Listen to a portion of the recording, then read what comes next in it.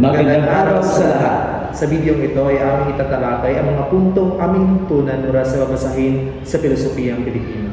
Sa tanong na ito, sinasagot natin na ang tinatawag na Pilosopiyang Pilipino ay hindi isang hiwalay o bagong sistema ng filosofiya, kundi isang paraan ng pamimilosofiya na nagaganap sa loob ng konkretong karanasan, wika at historikal na kalagayan ng Pilipino, kung saan ang filosofiya ay ginagawa at isinasabuhay at hindi lamang tinatalakay sa antas ng teorya. Sa mga sumusuportang punto, ang unang haligi, sinasabi namin ito sapagkat ang filosofiya ay hindi mo na dapat tinutukoy kung ano, kundi ginagawa. Ikalawang haligi, sinasabi namin ito dahil mayroong tinatawag natin na Filipino way of thinking na maaaring nahinuha mula sa istruktura ng wika at karanasan ng mga Pilipino, kahit na ang mga metodolohiya ay nila mula sa kanluran. At ikatlo, sinasabi namin ito sapagkat may pilosopong Pilipino na nagpapakitang ang pagiging Pilipino ay nakapaloob sa historical at karanasan pinanggalingan ng pamimilosofiya. Mga personal na karanasan na naglarawan sa bawat suporta.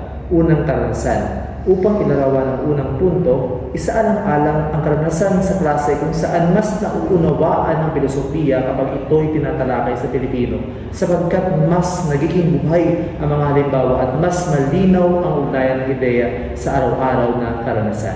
Ikalawang karanasan, bilang halimbawa sa ikalawang punto, isipin ang paggamit ng mga salitang tulad ng loob, kapwa, damdamin at pakikiramay, mga salitang may lalim na hindi ganap na sinasalin sa Ingles, ngunit mahalaga sa pag-unawa, sa kilos at pagpapahalaga ng Pilipino. At ang ikatlong karanasan, tungkol naman sa naranasan ko mismo na kahit may binabasang pilosopo na kanluranin kagaya ni Heidegger o Aquinas, nag-iiba ang bigat ng pag-unawa kapag iniuugnay ito sa sariling konteksto bilang Pilipino.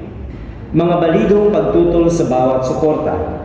Unang pagtutol, gayon pa man maaaring sabihin ng iba na ang paggamit ng Pilipino sa filosofiya ay nagdudulot lamang ng kalituhan at kakulangan sa teknikal na katumpakan. Ikalawang pagtutol. Tungkol sa ikalawang punto, tumututol ang iba na ang pamimilosofiya mula sa wika ay metodologikal na mahina at mas anthropological kaysa philosophical. Ikatlong pagtutol. Sa ikatlong punto ay ginigiit ng ibang palaisip na dahil Griego ang pinagmula ng filosofiya, imposibleng magkaroon ng Filipino philosophy sa anumang anyo. Mga makatwirang sagot sa mga pagtutol. Sa unang pagtutol, sinasagot natin na ang layunin ng filosofiya ay hindi lamang teknikal na katumpakan, kundi pagkamulat sa katotohanan. Dumilat ka, ika nga ni Ferios. At dito, nagiging makapangyarihan ang wika bilang daan sa pagtingin at pag-unawa. Sa ikalawang sagot, sinasagot natin na ang anthropological na lapit ay hindi laban sa filosofiya, kundi panimulang hakbang upang mailantad ang implicit o hindi pa tahasang pag-iisip ng tao. Sa pangatlong sagot namin, sinasabi natin na bagamat Griego ang pinagmula ng filosofiya, ang pamimilosofiya ay universal na gawain ng tao na laging nagaganap sa tiyak na konteksto. Mga halimbawa mula sa sariling karanasan ng mga sagot.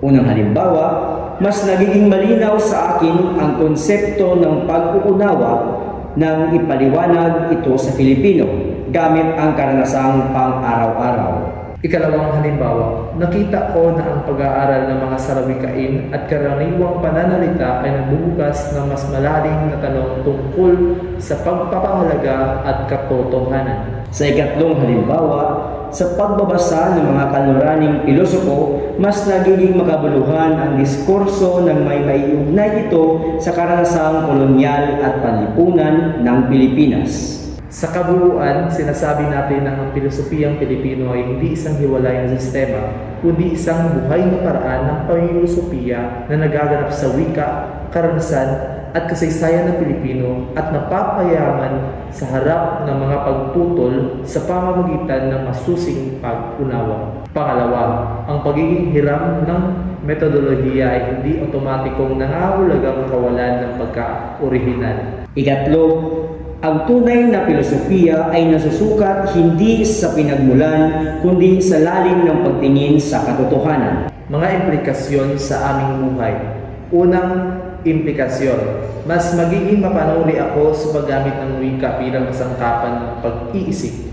Ikatlong implikasyon, ipagpapatuloy ko ang pag-uugnay ng filosofiya sa sariling karanasan at kultura. At pangatlo, hindi ako matatakot mamilosopiya bilang Pilipino kahit sa loob ng mga kanduraning tradisyon. Yun lamang po at Maraming salamat.